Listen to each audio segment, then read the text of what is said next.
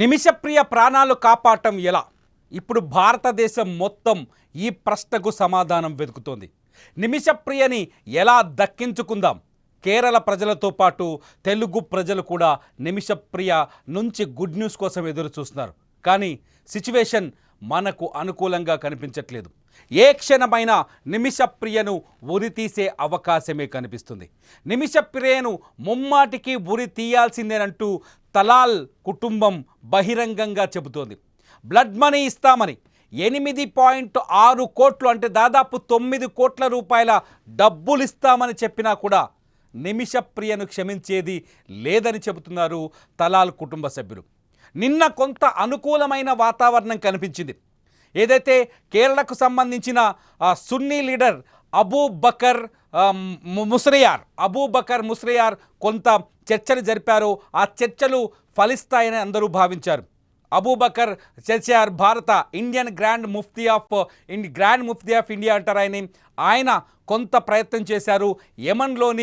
యమన్లోని సున్నీ లీడర్లతో మాట్లాడించారు. ఎవరైతే హత్యకు గురైన తలాల్ అబ్దో మెహదీ కుటుంబం ముందు ఆ కుటుంబం దగ్గరికి పంపించి మాట్లాడించారు. కానీ నిన్న కొంత సానుకూలంగా స్పందించారు. క్షమాభిక్ష పెడతామన్నారు, కోర్టుకెళ్ళి మాట్లాడుకుందామన్నారు. కానీ ఇవాళ ఉదయానికి మళ్ళీ మాట మార్చేశారు. అత్యంత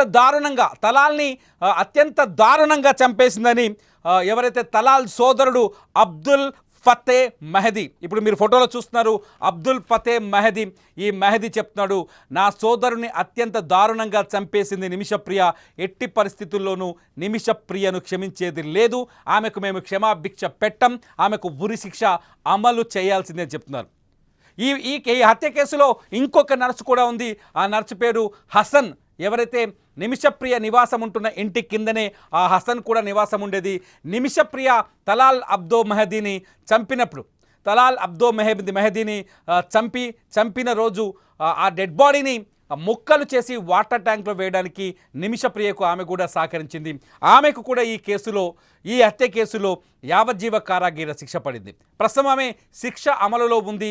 నిమిషప్రియకు కూడా ఉరి శిక్ష అమలు కావాల్సింది. లెక్క ప్రకారం ఈరోజు ఉదయమే, ఇవాళ జూలై 16, ఈరోజు తెల్లవారుజామునే నిన్నటి శిక్షలో ఉన్న ఏదైతే కోర్టు ఆర్డర్ ప్రకారం ఈరోజు నిమిషప్రియను ఉరి తీయాల్సి ఉంది. కానీ భారత ప్రభుత్వం, కోట్లాది మంది భారతీయుల విజ్ఞప్తులు, అట్లాగే యమన్ ప్రభుత్వం పైన భారత ప్రభుత్వం చేస్తున్న ఒత్తిడి, అట్లాగే కేరళకు సంబంధించిన అబూబకర్ ముస్రియార్ లాంటి మత పెద్దలు తీసుకొచ్చిన ఒత్తిడి, ఇవన్నీ కలిపి ఉరిశిక్ష ప్రస్తుతానికి నిన్నటికి వాయిదా పడింది. కానీ ప్రస్తుత పరిస్థితుల్లో ఉరిశిక్షని తప్పించే మార్గం కనిపించట్లేదు. ఉరిశిక్ష అమలు చేసి తీరాల్సిందేనంటూ అబూబకర్ ఎవరైతే తలాల్ కుటుంబ సభ్యులు ఉన్నారో వాళ్ళు చాలా కఠినంగా మాట్లాడుతున్నారు. ఎట్టి పరిస్థితుల్లోనూ నిమిషప్రియను క్షమించే అవకాశమే లేదని చెప్తున్నారు. ఈ సిచ్యువేషన్స్ అన్ని చూస్తుంటే నిమిషప్రియ అన్యాయంగా యమన్ ఉరితాడికి బలి కాబోయే అవకాశం ఉందనే బాధ కలుగుతోంది. నిమిషప్రియను కాపాడుకునే శక్తి ఇప్పుడు మన చేతుల్లో లేదని అర్థమవుతుంది. ఎందుకంటే ఒకవేళ యమన్ కాకుండా ఏ ఇతర దేశంలో ఉన్న భారత ప్రభుత్వం ఆ నిమిషప్రియను కాపాడేందుకు అన్ని ప్రయత్నాలు చేసేది. ఎందుకంటే యమన్లో 2015 నుంచి అంతర్యుద్ధం వచ్చింది. హుతీలు యమన్ని స్వాధీనం చేసుకుంటున్నారు. సౌదీ సపోర్టుతో ఏర్పడిన ప్రభుత్వాన్ని తరిమి కొట్టే ప్రయత్నం చేస్తున్నారు. హుతీలు వచ్చిన తర్వాత, హుతీ తిరుగుబాటు తర్వాత యమన్లో ఏ ఇతర దేశానికి కూడా రాయబార కార్యాలయం లేదు. 2015 తర్వాత కూడా భారత దౌత్య కార్యాలయాలు కూడా అక్కడి నుంచి తరలించబడ్డాయి.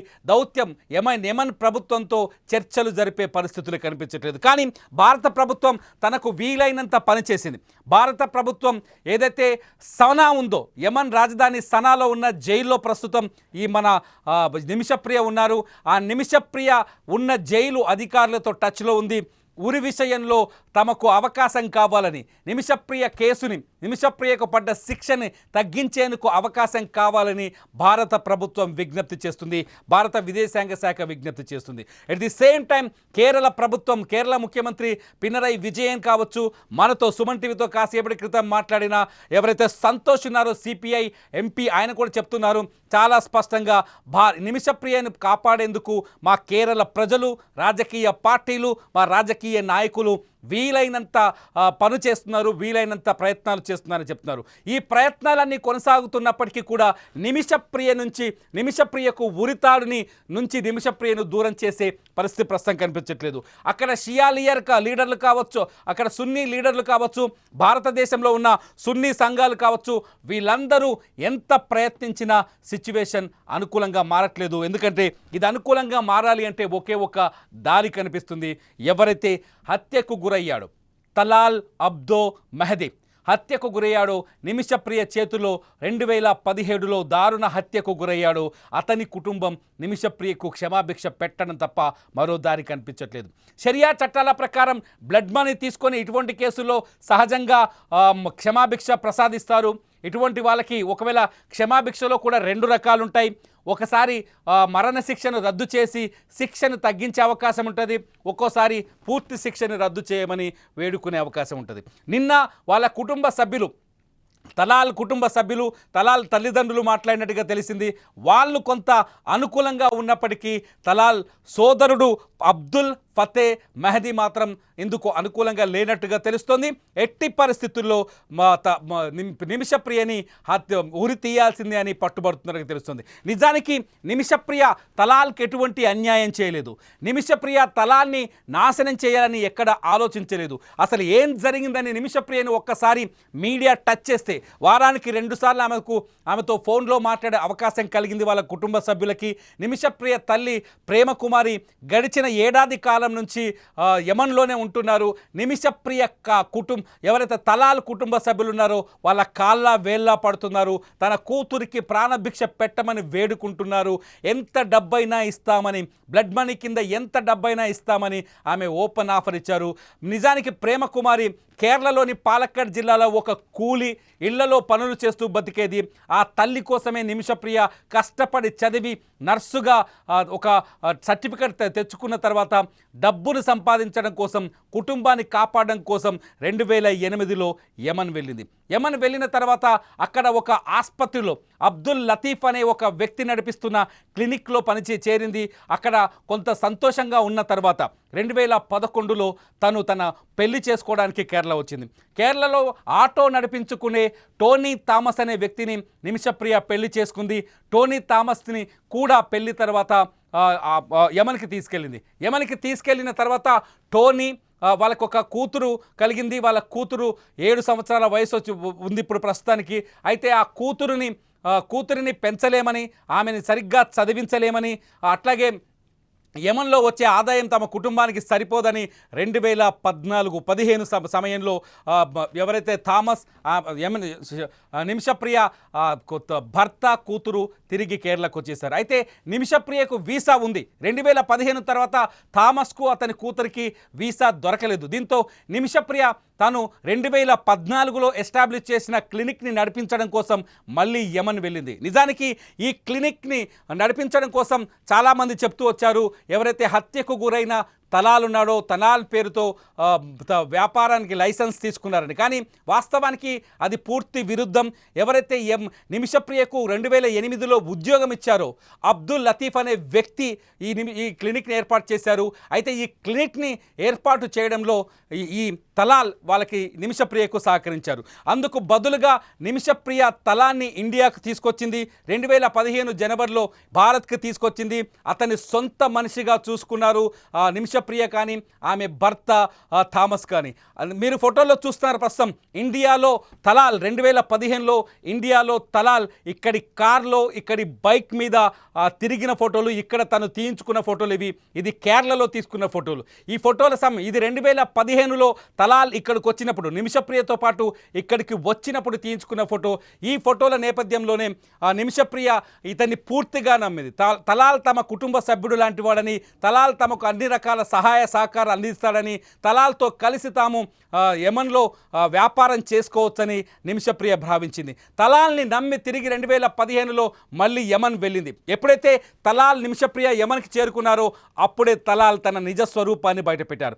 నిజానికి తలాల్ యమన్లో ఒక రోజు కూలి, ఏదైతే అబ్దుల్ లతీఫ్ నడిపించిన ఆ క్లినిక్ ఉందో, అంటే గతంలో నిమిషప్రియ ఉద్యోగం చేసిన క్లినిక్లో తలాల్ కుర్చీలు తుడిచేవాడు, అట్లాగే గోడలు కడిగేవాడు, బాత్రూమ్లు కడిగేవాడు. ఇటువంటి ఒక మామూలు కూలి. ఆ కూలీయే తన కూలీని అడ్డంగా పెట్టుకొని నిమిషప్రియ ఒక వర్క్ లైసెన్స్ తెచ్చుకోవాలనుకుంది. కానీ ఆ కూలీ ఒక రౌడీ అని, ఒక రాక్షసుడని గుర్తించలేకపోయింది. తలాల్ ఎప్పుడైతే నిమిషప్రియ ఒంటరిగా తనతో పాటు యమన్కు వచ్చిందో అప్పటి నుంచి ఆమెను వేధించడం ప్రారంభించాడు. నిమిషప్రియ క్లినిక్కు వచ్చే ఆదాయంలో వాటా ఇవ్వాలని డిమాండ్ చేశాడు. అబ్దుల్ లతీఫ్ని భయపెట్టి క్లినిక్ కోసం రాసుకున్న డాక్యుమెంట్లో తలాల్ కూడా భాగస్వామిగా చేరాడు. అంతేకాదు తలాల్ ఆ తర్వాత ఎప్పుడైతే భాగస్వామిగా చేరిన తర్వాత నిమిషప్రియని తన భార్య అంటూ ఆ లోకల్గా ప్రచారం చేయడం మొదలుపెట్టాడు. ఎప్పుడైతే నిమిషప్రియ తన భార్య అని ప్రచారం చేశారో అప్పుడే నిమిషప్రియ తలాల్ని నిలదీస్తే, ఒంటరి మహిళకు యమన్లో సెక్యూరిటీ చాలా కష్టం, నిన్ను నా భార్యగా చెప్పడం వల్ల ఇక్కడ నీ జోలికి ఎవరు రారంటూ కథలు చెప్పాడు. ఆ తర్వాత ఆ భార్య హక్కుని క్రమంగా ఆమె పైన ప్రయోగించే ప్రయత్నం చేస్తూ వచ్చాడు.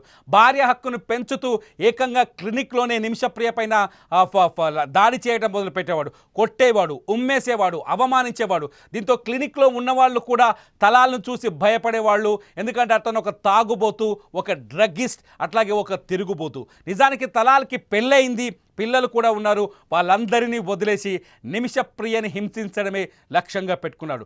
అంతేకాదు రాత్రి వేళల్లో ఫుల్లుగా మద్యం తాగి డ్రగ్స్ తీసుకొని నిమిషప్రియ ఇంటికి వచ్చేసి ఇంట్లో ఆమెను లైంగికంగా తనకు సహకరించాలని, తనతో లైంగికంగా కలవాలంటూ వేధించేవాడు. నిమిషప్రియ అందుకు అంగీకరించకపోవడంతో నిమిషప్రియ పైన ఫిజికల్గా దాడి చేసేవాడు, కొట్టేవాడు. అంతేకాదు కొంతకాలం అయితే తన స్నేహితులను కూడా తీసుకొచ్చి వాళ్ళతో కూడా లైంగిక సంబంధం పెట్టుకోవాలని, వాళ్ళతో లైంగికంగా కలవాలని నిమిషప్రియ పైన ఒత్తిడి చేశాడు. ప్రతిరోజు 2016 నుంచి 2017 జూన్ వరకు నిమిషప్రియ తలాల్ని తప్పించుకోవడానికి చేయని ప్రయత్నం అంటూ లేదు. ఎక్కువ రోజులు ఈ 1.5 సంవత్సరం ఎక్కువ రోజులు ఆమె రోడ్డుపైన నిద్రపోయారు, తెలిసిన వాళ్ళ ఇంట్లో నిద్రపోయారు, బంధువుల ఇంట్లో నిద్రపోయారు. ఇదంతా ఇతన్ని తప్పించుకునే తీవ్రమైన ప్రయత్నం చేశారు. అయితే అక్కడ నిమిషప్రియకు ఎవరైతే కొందరు పేషెంట్లు ఉన్నారో ఆ పేషెంట్లు అతనికి ఒక మత్తు మంది ఇచ్చి తన పాస్పోర్ట్ని, డాక్యుమెంట్స్ని స్వాధీనం చేసుకోవచ్చని ఒక సలహా ఇచ్చారు. ఈ సలహా నేపథ్యంలోనే నిమిషప్రియ ఒకరోజు జూన్ 17, 2017లో తలాల్కి ఒక మత్తు మంది ఇచ్చింది. తను నిద్రిస్తున్న సమయంలో కెటామైన్ అనే ఒక మత్తు మంది ఇచ్చింది తలాల్కి. ఆ మత్తుమందు డోస్ ఎక్కువ కావడంతో తలాల్ చనిపోయాడు. తలాల్ చనిపోయిన వెంటనే మళ్ళీ నిమిషప్రియకు అర్థమైంది తనను ఉరి తీస్తారు ఈ దేశంలో అని. అందుకే అదే అపార్ట్మెంట్లో తన నివాసం ఉంటున్న ఇంటి కింద ఉన్న హసన్ అనే మరో నర్సు సహకారం తీసుకుంది. ఆ నర్సు తలాల్ నిమిషప్రియ పడుతున్న వేధింపులు, కష్టాలను చూసి ఆ నర్సు నిమిషప్రియకి సపోర్ట్ చేసింది. ఆ డెడ్ బాడీని నరికి ఇంటి పైన వాటర్ ట్యాంక్లో వేసేందుకు సహాయం చేసింది. ఇదంతా ఒక్కసారిగా చూస్తే నిమిషప్రియ నిత్య నరకం అనుభవించింది. తలాల్ అనేవాడు ఈమె ఒంటరి మహిళని అడ్డంగా చేసుకొని ఈమెని వేధించాలనుకున్నాడు, లైంగికంగా లొంగ తీసుకోవాలనుకున్నాడు, తన భార్యగా చేసుకోవాలనుకున్నాడు, నిమిషప్రియని తిరిగి భారత్ రానివ్వకుండా అడ్డుకోవాలనుకున్నాడు, నిమిషప్రియ పాస్పోర్ట్ లాక్కున్నాడు, ఈమె సంపాదించిన డబ్బు లాక్కున్నాడు. ఇంత దుర్మార్గాలు చేసినప్పటికి కూడా నిమిషప్రియ అతన్ని భరిస్తూ వచ్చింది. చివరికి తలాల్ హత్యకు గురైన తర్వాత, నిమిషప్రియ పోలీసులకు దొరికిన తర్వాత తన బాధ వినిపించేందుకు ఏ పోలీసులు కానీ ఏ న్యాయమూర్తి కానీ ఆమెకు సహకారం అందించలేదు. జైల్లో ఉన్న నిమిషప్రియ చెప్పిన మాటలే ఇవన్నీ. ఏ న్యాయమూర్తి ఆమెకు సహకారం అందించలేదు. కేసు విచారణ కూడా పూర్తిగా కోర్టులో అరబిక్ భాషలోనే జరిగింది కాబట్టి నిమిషప్రియ ఆ భాషలో తను వాదించలేకపోయింది. మొత్తంగా అన్ని రకాల పరిస్థితులు నిమిషప్రియని తలాల్ ముందు ఓడించాయి. ఆ యమన్ చట్టాల ముందు ఆమెని దోషిగా నిలబెట్టాయి. యమన్ జైల్లో ఉరికంబం ముందు ఆమె ఒక విక్టిమ్గా నిలబడింది. ఇప్పుడు భారతదేశం మొత్తాన్ని వేడుకుంటుంది, నన్ను కాపాడండి, నన్ను నా కూతురు ధరికి చేర్చండి. పేద కుటుంబం నుంచి వచ్చి బతకాలి అనుకున్నాను. నా పరిస్థితులు ఇలా నాకు ఎదురు తిరిగాయి. తలాలనే ఒక దుర్మార్గుడు చేతికి చిక్కి నా ప్రాణాలను కోల్పోయే పరిస్థితి ఉంది. 7 సంవత్సరాల వయసున్న నా కూతుర్ని చూడాలని తన కూతురు నా కళ్ళలో కనిపిస్తుందని నిమిషప్రియ కన్నీళ్లు పెట్టుకుంటోంది. లేటెస్ట్ అప్డేట్స్ ఇవన్నీ. ఇప్పుడు ప్రస్తుతం ఏదైతే సనా పట్టణంలోని జైల్లో నిమిషప్రియ ఉందో, నిమిషప్రియ ద్వారా మనకు అందుతున్న సమాచారం. నిమిషప్రియతో కొందరు జర్నలిస్టులు, ప్రత్యేకంగా భారత జర్నలిస్టులు మాట్లాడుతున్నారు. ఆమెతో మాట్లాడిన కొన్ని అభిప్రాయాల్ని సోషల్ మీడియాలో, వాళ్ళు పనిచేసే పత్రికల్లో షేర్ చేసుకుంటున్నారు. ఇవన్నీ రెగ్యులర్గా రెఫర్ చేస్తూ నేను ఈ మాటలు చెప్తున్నాను. నిమిషప్రియని ఇప్పుడు కాపాడాల్సిన అవసరం ఉంది. నిమిషప్రియ ఏడుస్తోంది. నిమిషప్రియ తనని నన్ను రక్షించండి భారత ప్రజల్ని, ప్రభుత్వాన్ని, కేరళ ప్రజల్ని వేడుకుంటుంది. నిమిషప్రియ కోసం ఇంటర్నేషనల్ కమ్యూనిటీ ఒకటి ఏర్పడింది. సేవ్ నిమిషప్రియ అంటూ ఒక ఉద్యమాన్ని మొదలుపెట్టింది. కానీ నిమిషప్రియ కోసం ఆఖరికి సున్నీ లీడర్లు కూడా కదిలారు. యమన్లోని సున్నీ లీడర్లు కూడా మాట్లాడారు. కానీ ఎవరైతే విక్టిమ్ ఉన్నాడో తలాల్ కుటుంబ సభ్యులు నిమిషప్రియకు క్షమాభిక్ష ప్రసాదించడానికి సిద్ధంగా లేరు. దీంతో నిమిషప్రియని ఏ క్షణమైనా ఉరి తీయొచ్చనే బాధ భావన కలుగుతోంది. ఎందుకంటే కేవలం ఇప్పటికున్న అప్డేట్ ప్రకారం ఉరిని వాయిదా వేశారు తప్ప రద్దు చేయలేదు. ఇటు తలాల్ కుటుంబ సభ్యులు ఉరిని అమలు చేయాలని అంటున్నారు. నిజంగా నిమిషప్రియని ఎలా కాపాడుకుందాం? ఈ ఆవేదన పూరితమైన ఈ సమయంలో నిమిషప్రియని ఎలా కాపాడుకుందాం? మీరేమనుకుంటున్నారు? నిమిషప్రియని కాపాడుకునే దారేది? నిమిషప్రియని కాపాడేందుకు భారత ప్రభుత్వం అన్ని ప్రయత్నాలు చేస్తోంది. భారతదేశ ప్రజలు ప్రార్థనలు చేస్తున్నారు, ప్రేయర్లు చేస్తున్నారు. నిమిషప్రియ మనకు దక్కుతుందా? మీ అభిప్రాయం ఏంటో ఈ వీడియో కింద రాయండి. నిమిషప్రియకు సంబంధించిన ప్రతి అప్డేట్ని తెలుసుకోవడానికి, పూర్తి నమ్మకమైన అప్డేట్ తెలుసుకోవడానికి సుమన్ టీవీ డిజిటల్ లైవ్ను చూస్తూనే ఉండండి ఎవ్రీ అప్డేట్ కోసం.